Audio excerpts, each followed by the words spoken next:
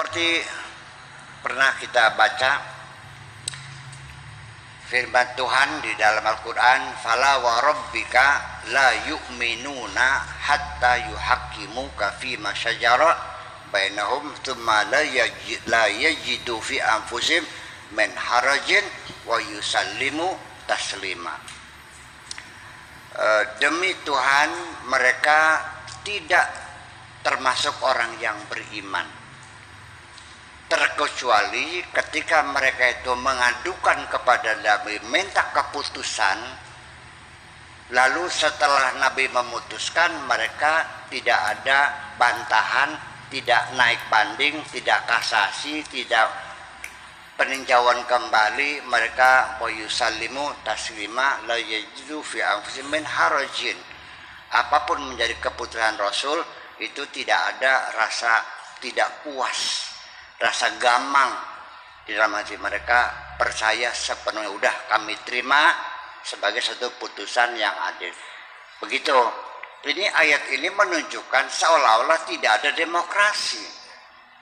Apapun yang lo putuskan selesai dan final. Kalau membantah berarti tidak beriman, gitu loh. Seperti itu mungkin. Nah, di sini ingin saya buka semuanya biar tahu aja. Tapi kalau geger jangan nyalin saya. Ini Nabi itu demokrasi loh. Nabi itu dalam menentukan bagaimana menghadapi musuh perang itu, apakah di dalam kota, apakah kita bertemu di lapangan, apakah kita barisannya berapa, itu dimusyawarahkan. Tidak sendirian kok. Jadi artinya bahwa, nah, ketika Nabi itu memutuskan, usuma la yajidu fi anfusihim harajan mimma qadaita, kamu tidak ada rasa menyangkal kalau Nabi sudah memutuskan. Nabi memutuskan itu ketika sudah final proses permusyawaratannya, baru ketok palu, selesai. Nah, itu artinya bukan melarang demokrasi penyangkalan, tetapi kalau sudah final diketok palu sebagai hasil kesepakatan bersama, maka kita dituntut harus menghormati kesepakatan bersama itu. Paham begini? Ya. Jangan mengatakan Nabi tidak demokrasi. Allah itu senang kok digugat. Nabi Ibrahim menantang. Kaifa tuhyil mauta, bagaimana kau bisa menghidupkan makhluk yang sudah mati? Allah juga nanya, awalam tu'min bi, masih belum percaya? Qala bal liyatma'inna qalbi, supaya hatiku damai. Oke, dibuktikan. Nabi Musa juga nanya, Gusti nongolan cengkayang apa jikaku? Ya, Rabbi arini andur, dilayani kok. Jangan takut, berpikirlah sebebas-bebasnya. Allah tidak takut dengan kecerdasanmu itu. Itu dong. Iya, itu masalahnya. Jadi termasuk kritik-kritik terhadap putusan-putusan para fuqaha, itu jangan segan, jangan kikuh ya. Sudah kita katakan bahwa ini putusan sudah tidak sesuai dengan tuntutan zaman lagi. Katakan begitu.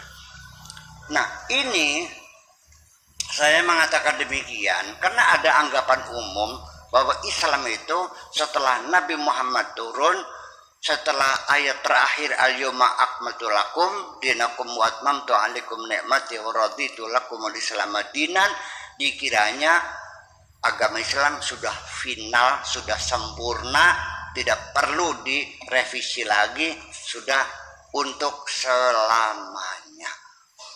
Nah, coba kita berpikir, kalau Islam sudah berhenti sempurna sampai situ dan tidak boleh disempurnakan lagi, tidak perlu diamandemen lagi, tidak bisa lagi, tetapi realitanya kehidupan kita terus berkembang. Ini yang jadi masalah. Makanya saya berkali-kali ayat itu harus ditafsirkan ulang. Bahwa al-yawma akmaltu itu bukan sempurna, tapi tugas Nabi menyampaikan dakwah dianggap sudah cukup. Jadi bukan agama Islam yang sudah sempurna, tapi tugas Nabi yang ditugaskan itu sudah dilaksanakan dengan sempurna.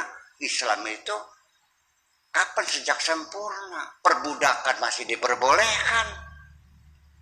Betul enggak? Nyerang negara orang tanpa maklumat perang juga dibolehkan.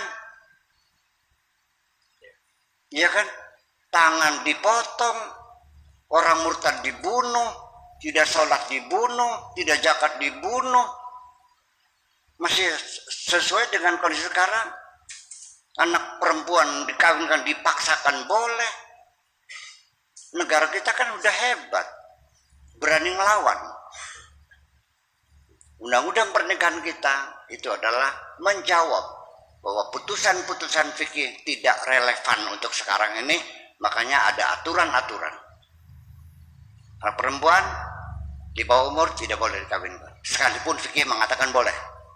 Betul nggak? Ya. Kawin paksa fikih boleh nggak? Boleh. Kita larang. Negara tidak mengharamkan, negara melarang, dan negara berhak untuk melarang. Mengharamkan nggak boleh, karena haram adalah hak mutlak, hak prerogatif Allah. Tapi kalau melarang boleh. Jangan lalu lam yahkum bima anzalallah fa ulaika humul kafirun. Ya bukan begitu maksudnya.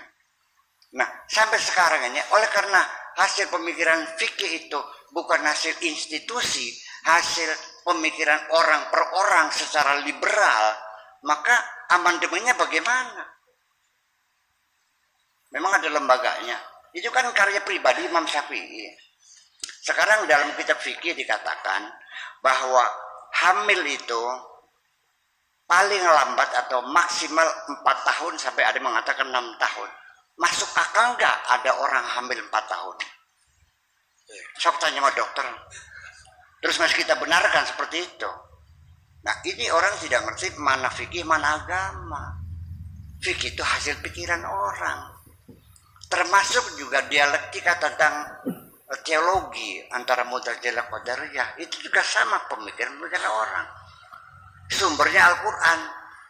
Apa yang dimaksudkan secara persis dalam Al-Quran, semua juga masih menebak melalui hermeneutika, melalui ilmu tafsir, dan hasilnya berbeda. Jadi